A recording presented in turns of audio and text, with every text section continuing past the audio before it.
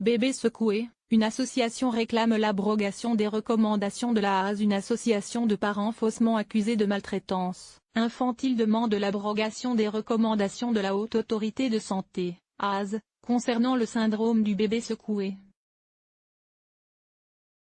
Depuis quelques années, les faits divers au sujet du syndrome du bébé secoué se multiplient.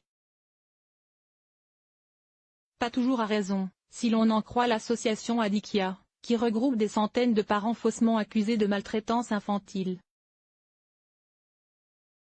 Dans une lettre de 25 pages adressée le 2 décembre à la présidente de la Haute Autorité de Santé, AAS, l'avocat de ces familles, Maître Etriard, dénonce les ravages que provoquent sur les familles les fausses accusations de maltraitance posées sur la base des recommandations de la AAS sur le SBS, ou syndrome du bébé secoué. Il indique que plus de 300 familles réunies au sein de l'association Adikia vivent au quotidien un calvaire inconcevable, retrait de leur bébé pendant des années, séparation forcée des couples, poursuites criminelles, condamnation.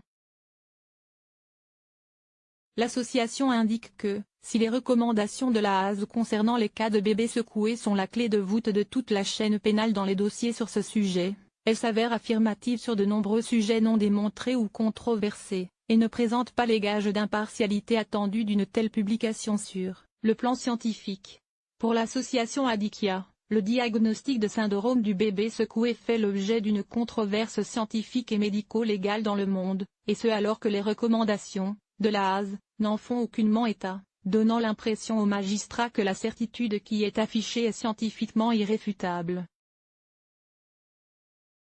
Estimant que l'indispensable principe de la protection de l'enfance ne doit pas se faire au prix d'approximations et d'affirmations péremptoires qui peuvent donner lieu à des poursuites injustifiées et des placements abusifs d'enfants, les parents réunis au sein de l'association et leurs avocats demandent à la AAS d'abroger ces recommandations pour mettre un terme à tous ces désastres humains.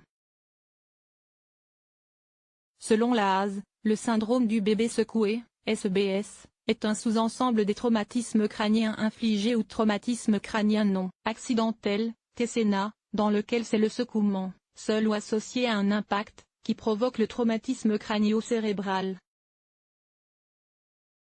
Les secousses en cause sont toujours violentes, produites le plus souvent par une saisie manuelle du thorax du bébé sous les aisselles. Les décélérations brutales antéro-postérieures de la tête sont responsables d'un ballottement du cerveau dans la boîte crânienne et de l'arrachement des veines ponts situées à la convexité.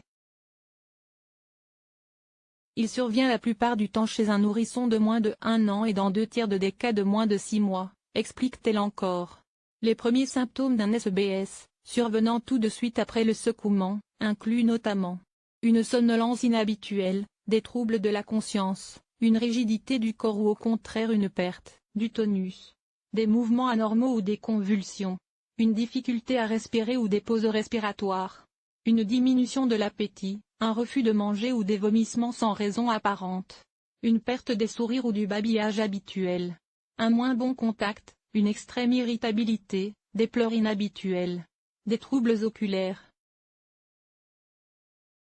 Source: communiqué.